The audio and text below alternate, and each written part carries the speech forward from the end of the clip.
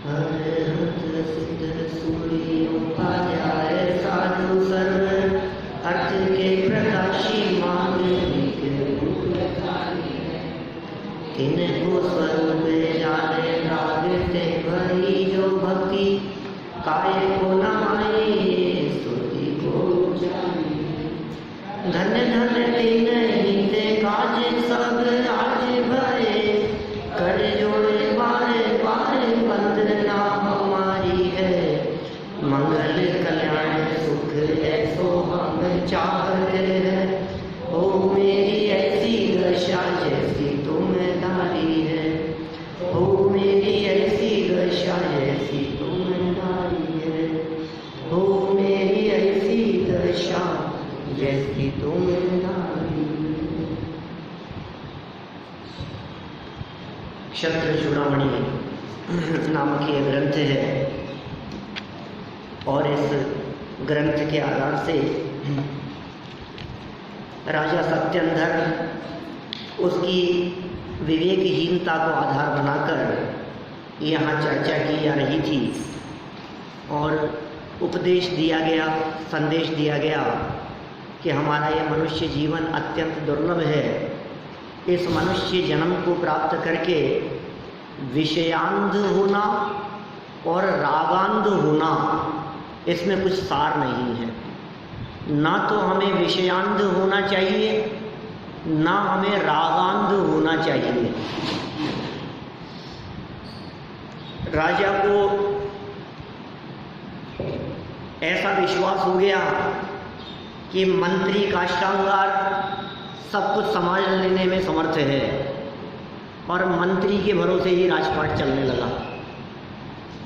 फिर क्या हुआ, दूसरे कुछ समझदार हितैषी मंत्री और थे, उन्होंने कुछ समझाने का प्रयास किया। देखें, प्रधानमंत्री का राजा को परामर्श 45 नंबर पेज है, 14 नंबर का यह श्लोक है।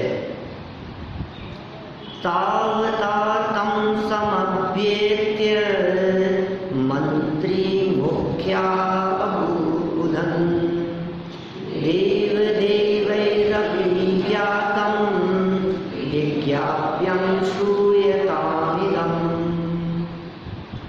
तावता उसी समय मंत्री मुखिया प्रधानमंत्री ने तम उन राजा के समभ्येत्य समीप आकर अबु बुधन समझाते हुए कहा, देव, हे राजन, देवई यद्यपि आपके द्वारा ज्ञातम जानी हुई अपि माने भी इदम विज्ञाप्तम इस जानने योग्य विज्ञप्ति को श्रूयताम आप ध्यान से सुने। माने कुछ विशेष बातें इन्होंने यहाँ कही गई मंत्री के माध्यम से। देखिए, राज्य का अधिकार काष्ठांगार को सौंपने का राजा का निश्चय सुनते ही, राजा का जैसा ही ये निश्चय सुना कि राज्य काष्ठांगार को दे दिया जाए, राजा के अनेक बुद्धिमान मंत्रियों ने उसी समय राजा के समीप जाकर अत्यंत प्रीति और बहुमान पूर्वक राजा से सविनय निवेदन किया कि हे राजन, आप तो राज्य विषयक हिताहित तथा योग्य अयोग्य सब बातों को जानते ही हैं। राजन, आप तो सब जानते हैं, हिताहित भी जानते हैं, योग्य अयोग्य भी जानते हैं। हम आपसे विशेष क्या कह सकते हैं, फिर भी आपसे नम्र निवेदन है कि काष्ठांगार को राज्यभार सौंपने के पहले हमारे कुछ विचार सुनिए। माने मंत्रियों ने समझाते हुए कुछ बात कही। अब वो क्या विचार कहे हैं, ये राजनीति का स्वरूप, त्रिवर्ग की सार्थकता, धर्म अर्थ पुरुषार्थों का त्यागना अनुचित, ये सारी बातें दूसरे मंत्रियों ने कही है। देखिए विशेषार्थ में क्या कहते हैं। बुद्धिमान एवं हित चिंतक मंत्रियों को राजा का भविष्य अति संकट में भासित हो रहा था। सच बात है, भला चाहने वाले मंत्रियों को लग रहा था कि भविष्य अच्छा नहीं, संकट में पड़ जाएगा राजा, संकट में भासित हो रहा था। वे ये भी जानते थे कि राजा की इच्छा के विरुद्ध कुछ भी कहना खतरे से खाली नहीं है। तब उसकी इच्छा के विरुद्ध कौन बोले? किसकी हिम्मत है जो राजा के विरुद्ध बोलेगा? लेकिन फिर भी मंत्री होने के नाते योग्य मार्गदर्शन करना हमारा कर्तव्य है। ऐसा विचार कर मंत्रियों ने विनयपूर्वक मधुर शब्दों में स्पष्ट सलाह दी, बहुत प्यार भरे शब्दों में। उसकी बात को काट तो सकते नहीं है, राजा की इच्छा का भी ध्यान रखना पड़ेगा। इससे ये शिक्षा मिलती है कि बड़े लोग भी यदि अज्ञानवश संकट का वर्णन कर रहे हों तो उनके हित चिंतकों को योग्य मार्गदर्शन देने से नहीं चूकना चाहिए। क्या था? समाज में यदि बड़े लोगों द्वारा कोई गलत काम या गलत परंपरा चालू की जा रही हो तो न सही कड़क शब्दों में लेकिन प्यार से अपनी बात तो उन तक पहुंचानी ही चाहिए कि ये गलत हो रहा है, ये ठीक नहीं है, इस प्रकार की परंपरा डालना ठीक नहीं है। आप वर्तमान में तो ये काम कर रहे हो लेकिन ये परंपरा आगे चलने लग जाएगी, फिर क्या होगा?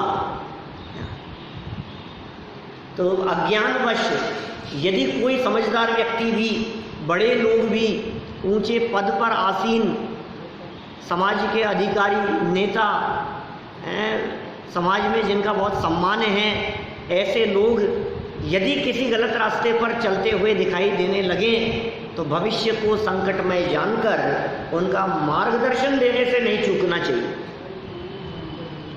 अब वो चाहे आपके गुरु भी हो सकते हैं, आपके पिता भी हो सकते हैं, आपके नाना, आपके दादा भी हो सकते हैं, समाज में कोई विशेष पदों पर आसीन व्यक्ति हो सकते हैं, किसी भी प्रकार के व्यक्ति हो, कोई भी हो, ऐसे व्यक्ति जो आपके लिए सम्माननीय हैं लेकिन वो गलत काम या गलत रास्ते पर बढ़ते हुए दिखाई दे रहे हैं या उनके द्वारा लिया गया निर्णय निश्चित रूप से गलत साबित होगा तो उनको समझाने का कर्तव्य हमारा बनता है। परंतु विनय और मधुर शब्दों के प्रयोग से ही स्थिति स्पष्ट करना योग्य होता है, ये समझ लेना। ये नीतिकारों की नीति है, समझ लो आप, किस नीति के तहत जीवन यापन होना चाहिए। अब आपके बड़े कोई भी हो सकते हैं, आपके चाचा, मामा, दादा, नाना भी हो सकते हैं, आपके माता पिता भी हो सकते हैं, आपके बड़े बुजुर्ग भी कोई भी हो सकता है। अब आप डायरेक्ट तो निषेध नहीं कर सकते। विनय होनी चाहिए, विनम्रता होनी चाहिए। विनय और विनम्रता के बिना दिया गया योग्य संदेश भी अयोग्यवत है, तो काम नहीं करेगा और उल्टा आपको संकट में डाल देगा। देखो, विनय और मधुर शब्दों के प्रयोग से ही स्थिति स्पष्ट करना योग्य होता है। लोक में कहा भी जाता है कि प्रीति पूर्वक व्यवहार से बड़े शत्रु को भी वश में कर लिया जाता है। आप शत्रु से भी शत्रुता का व्यवहार मत करो, क्योंकि उसकी शत्रुता कब मित्रता में बदल जाए कुछ नहीं कहा जा सकता है। इसलिए कठोर व्यवहार तो किसी के साथ भी नहीं होना चाहिए। दुर्जनों के प्रति भी अच्छा व्यवहार करने का संदेश हमारे आचार्यों ने दिया है। सत्वेषु मैत्री, गुणेषु प्रमोदम, क्लिष्टे सुजीवे सुकृपा परत्मम, माध्यस्थ भावम विपरीत वृत्तौ। विपरीत वृत्ति वालों के साथ में भी माध्यस्थ भाव रखो, उनके प्रति भी द्वेष का भाव नहीं हो। बतलाइए, राजा श्रेणिक ने जब गले में मरा हुआ सर्प डाला तो आखिर व्यवहार तो शत्रुता जैसा ही था, भला थोड़ी ना कर रहे थे। और फिर क्या किया मुनिराज ने? क्या किया? समान आशीर्वाद दिया, कोई बात नहीं। शत्रुओं को जीतने का उपाय उनको कष्ट देना नहीं है, उन पर उपकार करना है। पार्श्वनाथ स्वामी ने उसको सजा नहीं दी, कमठ को प्यार से उसे समझा दिया। कब? केवल ज्ञान होने पर। तब वो तो आ गया चरणों में। देखिए, प्रीतिपूर्वक व्यवहार से बड़े शत्रु को भी वश में कर लिया जाता है, राजनीति का स्वरूप। हृदयं च न विश्वास्यं राजविज किं परो नरः किंतु विश्वस्वदृश्यो नटायन्ते हि भूभुज। राजवी राजा लोग हृदयम अपने हृदय का च माने भी न विश्वास्यम विश्वास नहीं करते। राजाओं की ऐसी नीति होती है। परह नरः किम विश्वास्य, दूसरे मनुष्य का तो क्या विश्वास करेंगे। किंतु परह नरः, दूसरे मनुष्य को विश्वस्त की तरह दृश्य देखते हैं। अत्र है नीति, निश्चय से भूभुज, राजा लोग नटायन्ते, नट के समान आचरण करते हैं। क्या कह रहे हैं यहाँ? मंत्री राजा को परामर्श दे रहे हैं। मंत्री लोगों ने, हित चिंतक जो थे, उन्होंने राजा को परामर्श देना शुरू किया। राजा को जब अपने मन पर भी विश्वास नहीं करना चाहिए, देखो ये उपदेश दे रहे हैं राजा को मंत्री कि आपको अपने मन पर भी विश्वास नहीं करना चाहिए, तो आप उसके ऊपर कैसे विश्वास कर रहे हो, काष्ठांगार के ऊपर? ये तो इन्होंने नीति बताई है। क्यों नहीं करना चाहिए अपने मन पर विश्वास? इसलिए नहीं करना चाहिए कि अपने मन पर विश्वास करेगा तो न्याय नहीं कर पाएगा। राजा तो न्याय करने के लिए प्रसिद्ध होते हैं ना। अब कोई व्यक्ति सामने से, दो व्यक्ति विवाद लेकर के आए और तुम अपने हृदय पर विश्वास करके एक को सच्चा बता दोगे, नहीं यार ये तो अच्छा था, ये तो इसको कैसे सजा दूं। हृदय पे विश्वास मत करना अपने। माने राजा लोग अपने हृदय पर भी विश्वास नहीं करते, मन पे भी विश्वास नहीं करना चाहिए, तब फिर अन्य मनुष्यों पर भला कैसे विश्वास किया जा सकता है? भले ही वे अपने परिवार के क्यों ना हो। देखो बात तो कह रहे हैं भले ही परिवार के क्यों ना हो, और कहना चाह रहे हैं काष्ठांगार के बारे में। राजनीति का ये सिद्धांत है कि राजा विश्वास तो किसी का न करे और प्रदर्शन ऐसा करे कि मानो राजा हम पर पूरा विश्वास करते हैं। सही देखा जाए तो राजा नट के समान आचरण करते हैं। तो ये तो राजनीति बता रहे हैं क्या है राजनीति। इसका मतलब पहले भी उसका जो हाल हो रहा है। हाँ, ये नहीं तो वो राज्य कैसे कर पाएगा बताओ। ये तो पार्ट है राजनीति का। माने यदि आपको राज्य करना है तो नाराज किसी को नहीं करो, क्या और अति विश्वास किसी के ऊपर मत करो। सबको ऐसा लगे कि राजा हमारा है।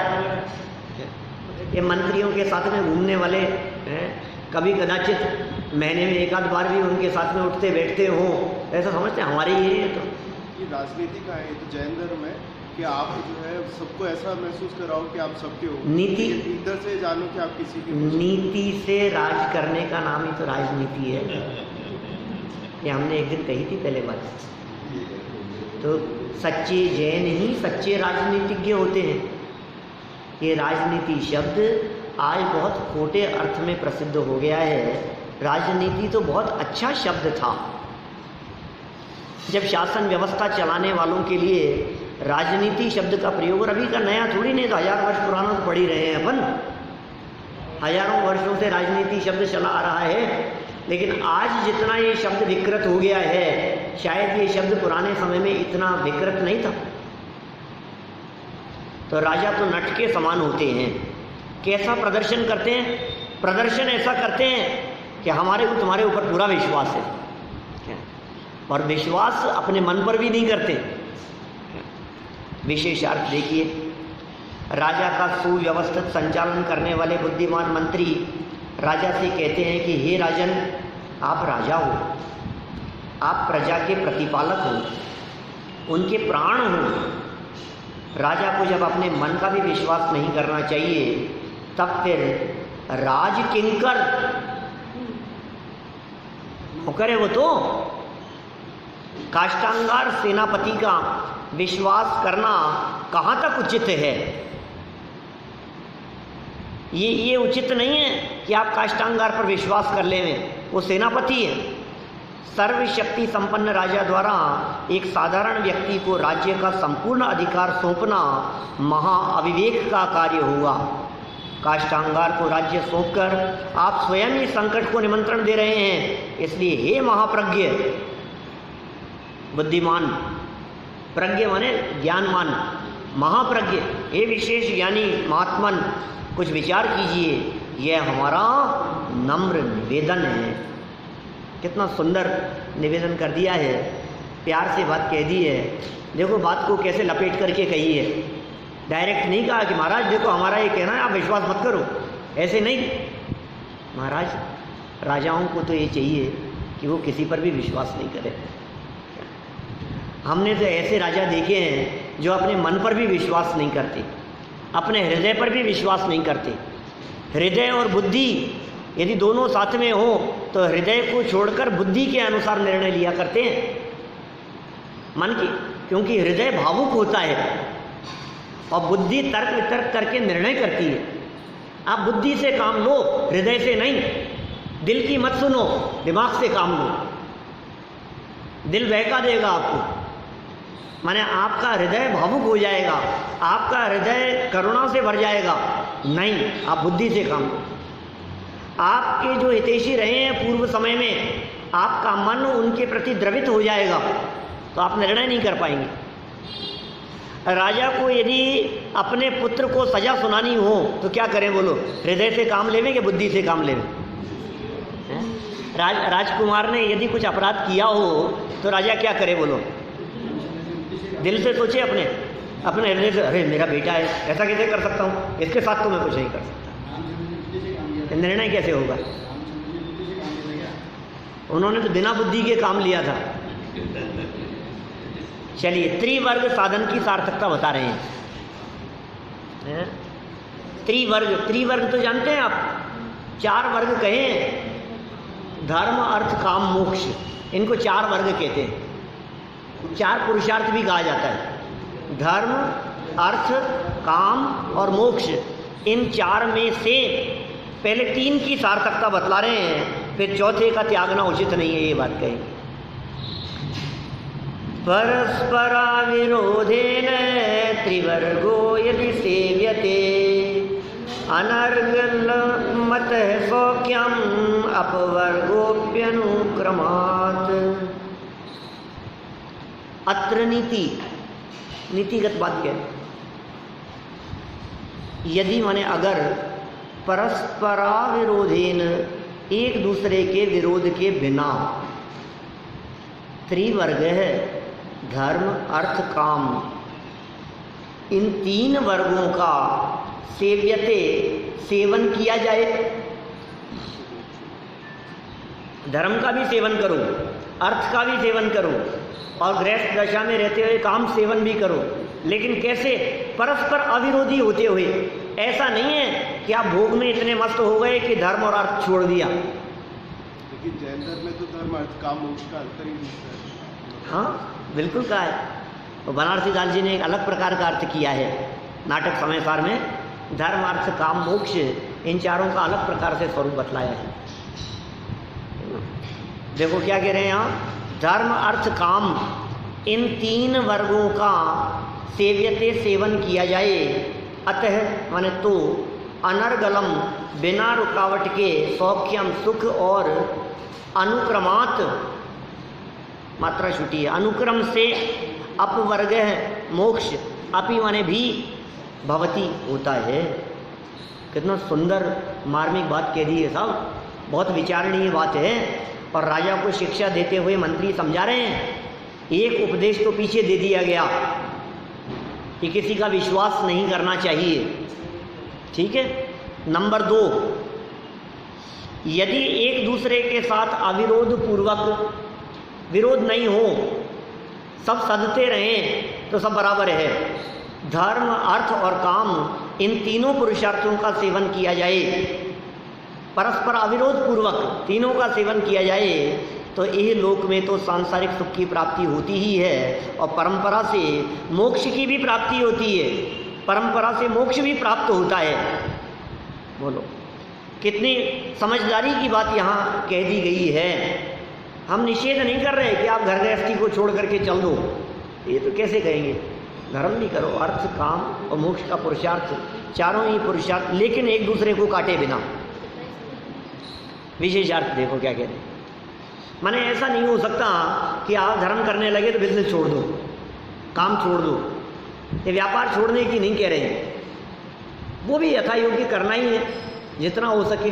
हाँ, लेकिन यदि व्यापार आपकी धर्म परिणति को खाने लगे तो उसे कम कर दो, उसको रोक दो, क्योंकि परस्पर अविरोध तय कह रहे हैं ना। ये बात, ये कितनी मार्मिक बात है। आपको उन्होंने साहब उपदेश दिया है साहब, व्यापार भी होना चाहिए, काम भी होना चाहिए, अर्थ धर्म है सब कुछ होना चाहिए, चारों ही पुरुषार्थ होने चाहिए। तो हम बिजनेस कर रहे हैं, क्या गलत कर रहे हैं? ये नहीं, तुम बिजनेस ऐसे कर रहे हो कि तुम्हें धर्म करने की फुर्सत नहीं मिल रही है। तुम बिजनेस में ऐसे मस्त हो गए हो कि तुम्हें परिवार को संभालने की फुर्सत नहीं है। तुम ऐसा मस्त हो जाना ठीक नहीं है। परिवार भी है और धर्म भी है और मोक्ष मार्ग का पुरुषार्थ भी है और साथ में व्यापार भी है। बोलो, क्योंकि व्यापार अधिक यदि नहीं होगा तो घर खत्म हो जाएगा। आमद नहीं है और खर्च घनेरा, तो क्या होगा? हाँ, ये हो सकता है कि आपके पास आमदनी की यथोचित व्यवस्था हो तो फिर आप व्यापार से निवृत्ति ले लें। देखिए समझा रहे हैं यहाँ विशेषार्थ में, तो बातें खोलते हैं थोड़ी सी गहरी। धर्म, अर्थ और काम, इन तीनों पुरुषार्थों को त्रिवर्ग, क्या त्रिवर्ग कहा जाता है। अपवर्ग, मोक्ष को अपवर्ग कहते हैं और चौथे मोक्ष पुरुषार्थ को अपवर्ग कहते हैं, लिख भी दिया इन्होंने। तीन को वर्ग कहते हैं त्रिवर्ग और चौथे मोक्ष पुरुषार्थ को अपवर्ग कहते हैं। इस प्रकार पुरुषार्थ चार हैं। धर्म का मतलब जीव और अजीव दोनों का। हाँ, क्या? हाँ, न्याय नीति पूर्वक आचरण, उसे धर्म और जो मोक्ष पुरुषार्थ के अंदर रत्नत्रय संपन्नता की बात अपने को लागू करनी चाहिए। इन्होंने देखो ये बनारसी दास जी का कथन भी दे दिया है नीचे। अभी छंद पढ़ेंगे अपन, क्या लिखा है यहाँ। ये चार पुरुषार्थ हैं। आध्यात्मिक दृष्टि से चारों पुरुषार्थों के संबंध में नाटक समय सार के बंद अधिकार में निम्नानुसार तुलनात्मक कथन किया गया है। क्या? धर्म किसका नाम है? बोले लौकिक में लोग धर्म किसे समझते हैं और वास्तव में धर्म क्या है? दुनिया में अर्थ किसे समझा जाता है और जैन मान्यता अनुसार अर्थ क्या है? दुनिया में काम किसे समझा जाता है और यहाँ काम क्या है? लोग मोक्ष किसको कहते हैं और वास्तव में मोक्ष क्या है? इन्हें यहाँ 4 लाइनों के माध्यम से, 8 लाइनों के माध्यम से बनारसी दास जी ने समझाया है। कुल को आचार्यता ही अज्ञानी धर्म कहे, ज्ञानी कहे धर्म अर्थ दर्शाव को। खेह को खजानो ताही अज्ञानी अर्थ कहे, ज्ञानी कहे अर्थ द्रव दर्शाव को। और दंपति को भोगता ही अज्ञानी है, दंपति को भोगता ही दुर्बुद्धि काम कहे, सुधि काम कहे अभिलाष चित्त चाह को। और इंद्र लोक थाने को अजाने लोग कहे मुख, सुधि मुख कहे एक बंध के अभाव को। क्या ये नाटक समय पर पढ़ा था तब याद किया था, 15-20 साल पुरानी बात होगी। उस समय भी स्वर्ग में जाने को मोक्ष कहते थे, अजय लोग। हाँ, वैकुंठ को कहते हैं ना, वही मोक्ष है। इंद्र लोक थाने को अजाने लोग कहे मुख, सुधि मुख कहे एक बंध के अभाव को। बंध के अभाव का नाम मोक्ष है। देखो ये बातें यहाँ ये बनारसी दास जी के आधार पर ही, चंद तो नहीं दिया है क्या, चंद तो पुराना याद था, वो मेरे ख्याल से 10-15 साल से कभी बोला भी नहीं होगा, है ना। देखो क्या कह रहे हैं यहाँ, अज्ञानी लोग कुलाचार को धर्म पुरुषार्थ कहते हैं। कुल को आचारता ही अज्ञानी धर्म कहे, ये धर्म है क्या, पुत्र का धर्म क्या है, वो कुल के आचार को धर्म कहते हैं। नहीं नहीं, मैं अपना धर्म कैसे छोड़ सकता हूँ, तो किस चीज़ का धर्म की बात कर रहे हो आप, हमारे कुल परंपरानुसार जो चला आ रहा है वैसा आचरण करने को अज्ञानी लोग धर्म कहते हैं। लेकिन धर्म क्या है, पंडित लोग वस्तु स्वभाव साधने को धर्म कहते हैं। स्वपर का ज्ञान, वस्तु स्वरूप का ज्ञान, जीव अजीव की पहचान, इन्हें धर्म कहते हैं।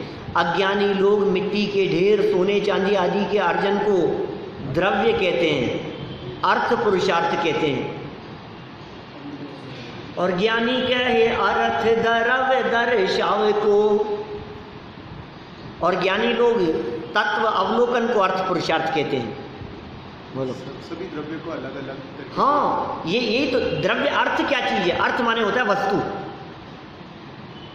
अर्थ माने वस्तु, अर्थ माने पदार्थ, अर्थ माने धन, धन भी होता है, अर्थ के कई अर्थ होते हैं,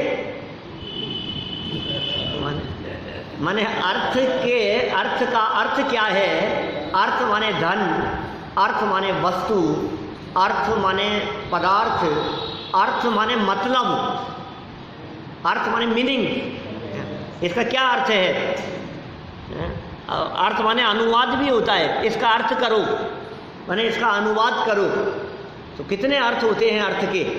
तो ये यहाँ अर्थ, अर्थ किसे कहें, अर्थ पुरुषार्थ किसका नाम है, तो अज्ञानी जीव तो ये समझता है धन कमाने का नाम अर्थ पुरुषार्थ है,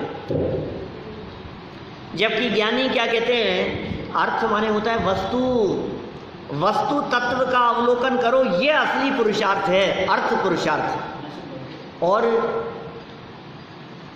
दंपत्ति को भोगता ही, दंपत्ति को भोगता ही अज्ञानी दुर्बुद्धि काम कहे, अज्ञानी को भोगता ही दुर्बुद्धि काम कहे। स्त्री पुरुष अधिक के, देखो लिखा, अज्ञानी लोग स्त्री पुरुष के विषय भोग को काम पुरुषार्थ कहते हैं, और सुधि काम कहे अभिलाष चित्त चाह को। कोई द्रव्य किसी का कुछ नहीं करता, चित्त में जो अभिलाषा है उसका नाम वास्तव में काम है, काम विकार है, वो भोग का नाम नहीं, तेरी इच्छा। जैसे टोडरमल जी ने लिखा ना, भोगों में अभिलाषा मूल है, क्या हिंसा में प्रमाद परिणति मूल है, और काम सेवन में, विषय सेवन में अभिलाषा मूल है, इच्छा। इच्छा है कि नहीं, कर पाएगा कि नहीं कर पाएगा, भोग पाएगा कि नहीं भोग पाएगा, खा पाएगा कि नहीं खा पाएगा, बन पाएगा कि नहीं बन पाएगा, जो कुछ भी होगा, लेकिन अंदर में जो इच्छा बनी हुई है, ये बनना चाहिए, ये बनना चाहिए, ये बनना चाहिए, ये होना चाहिए, ऐसा होना है, ये जो अंदर में जो चल रही है ना धारा, क्या ये धारा टूटनी चाहिए, वो है असली विषय सेवन। सारा जगत मैंने तो खाया ही नहीं, अरे खाए नहीं, तू तो पिछले महीने भर से खा रहा है, कि बने कब से, कि तेरे को तो लग रहा है ना 2 से बनने चाहिए। क्या ये जो तेरे मन में जो चलती रहती है ये बात, क्या ये जो अभिलाषा, चित्त की अभिलाषा का नाम, ऐसे विषय सेवन में लगा लीजिए, किसी भी चीज़ में लगा लीजिए, स्त्री भोग में लगाओ, विषय सेवन में लगाओ, व्यापार में लगाओ, 5 इंद्रियों के विषयों में ये बात लागू होगी। चित्त में जो है अभिलाषा, इसको पता है निदान कहा है, निदान, शल्य कहकर के पुकारा है, निदान शल्य, 3 शल्य कही है तत्वार सूत्र में, 5-6 दिन में आएगी चर्चा, है ना, 5-6 दिन में इसलिए कह रहा हूँ क्योंकि कल से पहला अध्याय शुरू होगा ना तत्वार सूत्र विधान का, इसलिए तो वो जो आएगी चर्चा 6-7वें अध्याय में, और वो कौन से दिन आ पाएगी, 8 दिन में, 8 दिन में करेंगे विधान पूरा। तीन शल्य हैं, माया, मिथ्यात्व और निदान। शल्य किसे कहते हैं? शल्य होता है कांटा, पैर में कांटा लग गया, अब वो शल्य है, चुभ रहा है वो। अच्छा सर, कहते हैं ना, फांस तनिक सी तन में साले, क्या था? फांस तनिक सी तन में साले, चाह लंगोटी की दुख भाले। उत्तम आकिंचन ने धर्म के अर्घ में ध्यानत राय जी ने लिखी है लाइनें। तन में यदि थोड़ी बहुत भी फांस लग गई हो तो वो सालती रहती है, वो पीड़ा देती है, जब तक निकल नहीं जाए क्या, तब तक आपको चैन नहीं पड़ता। और आपको भरोसा नहीं हो तो दांत में यदि कोई सौंफ खाते समय फंस गई हो तो वो जब तक निकल नहीं जाए तब तक आपकी जीभ वहाँ से हटती नहीं है। आपकी जीभ बार बार में वहीं जाती है, वहीं अटकी रहती है। ये क्या चक्कर है? ये तनिक सी फांस भी है, वो सालती है। ऐसे ही निदान को शल्य कह करके पुकारा है। ये कैसी शल्य है निदान? माने किसी चीज़ के बारे में बार बार में यही होना है, ये चीज़ तो मुझे चाहिए, ये चीज़ तो मुझे चाहिए, ये तो बन जाए बस, ये चीज़ तो ये जो अंदर में जो चुभ रही है ना धारा प्रवाह रूप से, इसका नाम है शल्य। ये है चुभन, उसका निषेध कर रहे हैं यहाँ। क्या कह रहे हैं? अभिलाष चित्त की, ज्ञानी आत्मा की निष्प्रहता को, आत्मा की निष्प्रहता को काम पुरुषार्थ कहते हैं। अज्ञानी लोग इंद्रलोक तान को, अजाने लोग कहे मोख, सुधि मोख कहे एक बंध के अभाव को। क्या चारों हो गई अब लाइनें? बोले एक बार देखें। कुल को आचार ताहि अज्ञानी धर्म कहे, ज्ञानी कहे धर्म, ज्ञानी कहे धर्म क्या, वस्तु के स्वभाव को। ऐसा वापस बोलो। कुल को आचार ताहि अज्ञानी धर्म कहे, ज्ञानी कहे धर्म, वस्तु के स्वभाव को।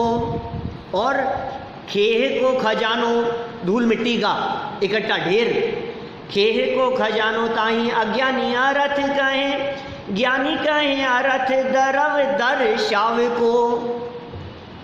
और दंपति को भोग ताहि दुर्बुद्धि काम कहे, सुधि काम कहे अभिलाष चित्त चाह को।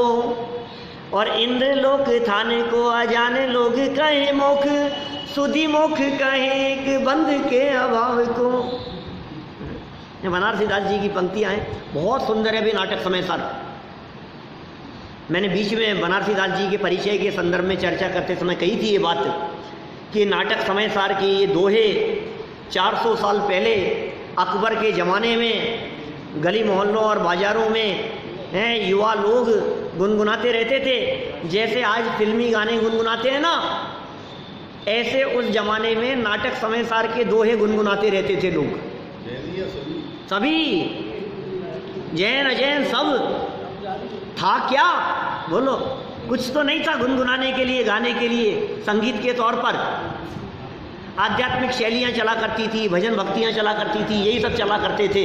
ये ऐसे ऐसे छंद और धुन भी ऐसी है। और आज भी जब ऐसी शैलियाँ चलती है, भले ही कवि सम्मेलन उसका नाम हो, तो इसी धुन में रचनाएं सुनाई जाती हैं।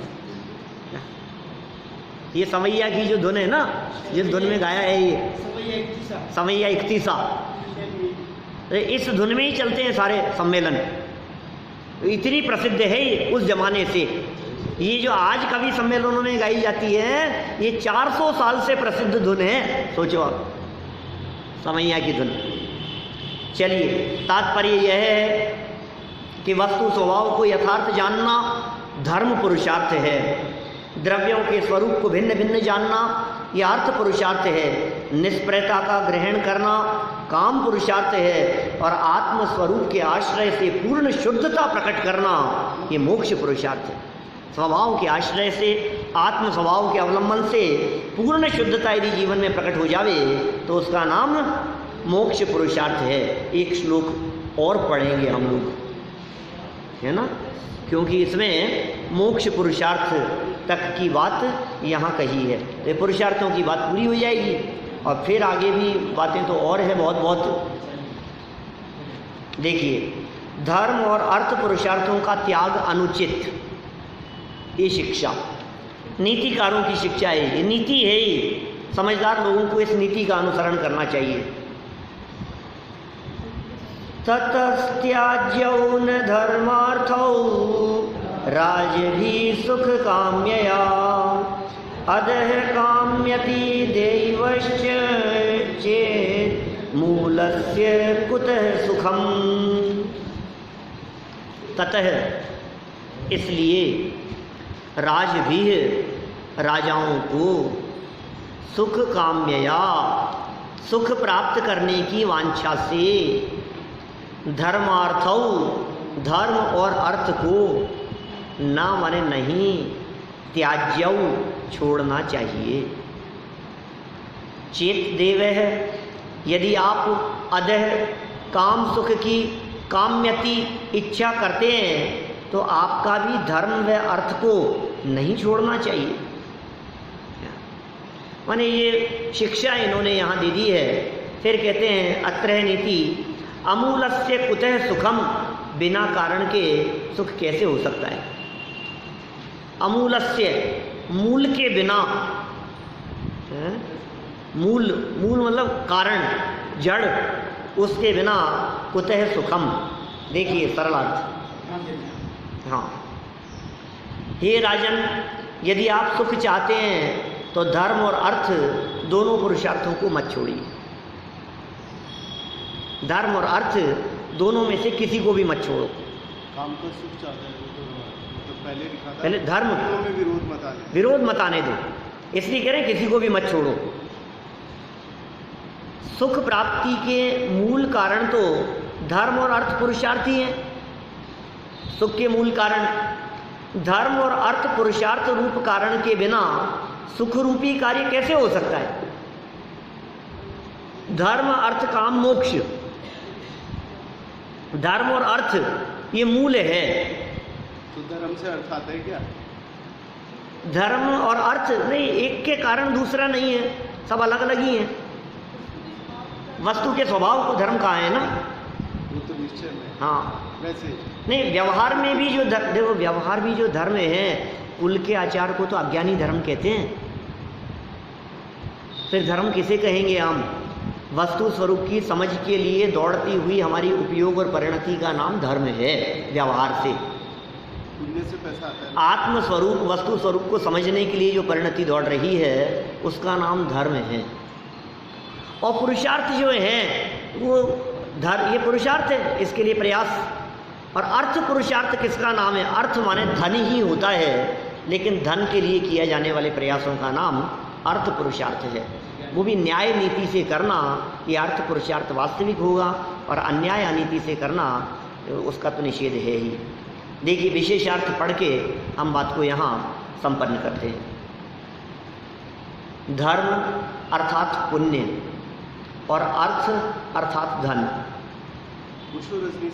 अलग परिभाषा है, यहाँ सब अलग अलग है, सबके व्याख्याएं तो अलग अलग मिलेगी दुनिया में। धर्म अर्थात पुण्य और अर्थ अर्थात धन। धन के निमित्त से सुखदायक पदार्थों का संयोग होता है। धन के निमित्त से संयोग है, जिनको जगत में सुखदायक माना जाता है ऐसे पदार्थों का संयोग होता है, लेकिन वास्तव में संयोग सुख के कारण नहीं होते। संयोग तो हुआ उसके कारणभूत पदार्थों का, अब तुम कितने सुखी होंगे ये उस पर निर्भर नहीं करता। तो ये किस पर निर्भर करता है? ये आपके परिणामों पर निर्भर करता है। हमने 3 वाक्य याद कराए थे एक बार आपको। संयोग उदयानुसार मिलते हैं, भूल गए क्या? संयोग उदयानुसार मिलते हैं, सुख दुख परिणामानुसार होते हैं, और कार्य योग्यतानुसार होता है। क्या था पहला वाक्य? संयोग हमारी नहीं चलेगी, संयोगों में उदय के अनुसार मिलेंगे, और सुख दुख संयोगों के ऊपर डिपेंड नहीं है, आपके परिणामों पर डिपेंड है। आपको बोलो महीने भर से कह रहे थे डोसे बनने के लिए, क्या? अरे मैं कुछ तो कहूँ, आप और किसी मिठाई का नाम बता दो, किसी चीज़ का नाम बता दो तो वो उसकी बात कर लेंगे।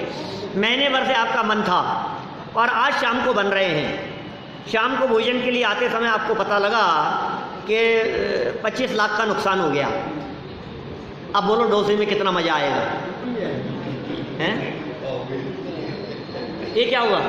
महीने भर से इंतजार चल रहा था, आज तो बन ही रहे हैं। अब आज तो ऑफिस से, बिजनेस से, दुकान से जल्दी आ गया खाने के लिए, और जैसे ही रास्ते में आ रहा था कॉल आया कि ये इतना नुकसान हो गया। अब बोलो अब क्या होगा? अब संयोग तो है लेकिन परिणाम नहीं है। तो जो सुख दुख होता है ये संयोगों के अनुसार नहीं होता, ये परिणामों के अनुसार होता है। ये निर्भर करता है कि आपके परिणाम कैसे, आपके मन में क्या चल रहा है, आपके चित्त में स्थिरता है या नहीं है।